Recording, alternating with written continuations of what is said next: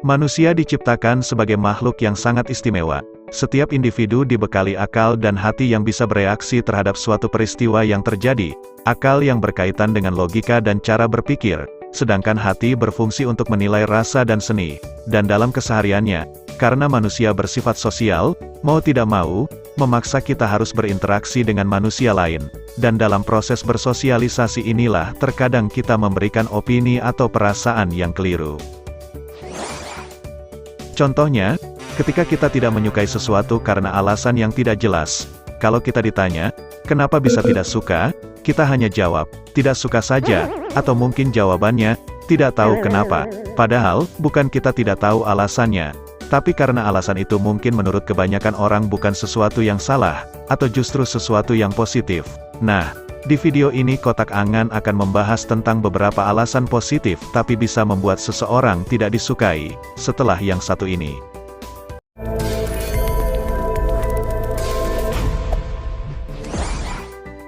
Terdengar sedikit aneh, tapi yang sering terjadi adalah munculnya rasa tidak suka karena seseorang memiliki sifat atau sesuatu yang menurut kita baik dan tidak salah. Sisi positif ini seolah menjadi sebuah ancaman buat ketenangan dan eksistensi untuk sebagian orang. Padahal maksud sebenarnya tidak sama sekali seperti itu. Justru tanpa disadari, telah mendiskriminasi seseorang karena kelebihan yang dimilikinya. Berikut beberapa alasan positif yang membuat seseorang tidak disukai. Alasan pertama adalah, karena pintar. Kamu pernah melihat seseorang yang menurut kamu pintar tetapi tidak memiliki banyak teman. Kenapa dia tidak disukai? Alasannya adalah, karena mereka tidak suka dengan orang yang punya kecerdasan lebih tinggi, merasa tersaingi dan menurutnya, orang pintar cenderung punya keputusan sendiri sehingga susah untuk diajak kompromi.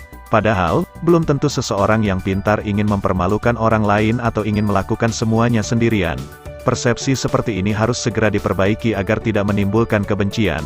Tapi justru sebaliknya, kalau kita menemui orang yang lebih pintar, bertemanlah dengannya karena kita bisa belajar banyak hal yang bermanfaat darinya. Alasan yang kedua adalah, jujur. Sifat jujur adalah sumber dari segala kebaikan. Seseorang yang tidak takut untuk mengatakan kebenaran meskipun kenyataannya pahit untuk sebagian orang. Tapi, karena alasan inilah kenapa orang sering tidak disukai. Terkadang ada orang yang merasa tersudut dan merasa dirugikan ketika kebenaran diungkap. Akibatnya, banyak cara dilakukan agar orang yang jujur bisa tetap diam dan bungkam, sehingga keburukan pihak tertentu tetap bisa disembunyikan. Alasan ketiga, rendah hati.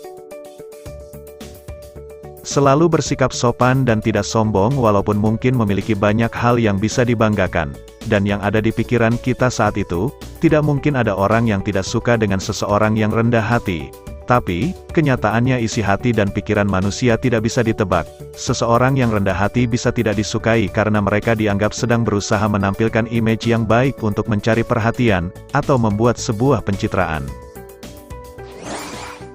Alasan keempat, kritis.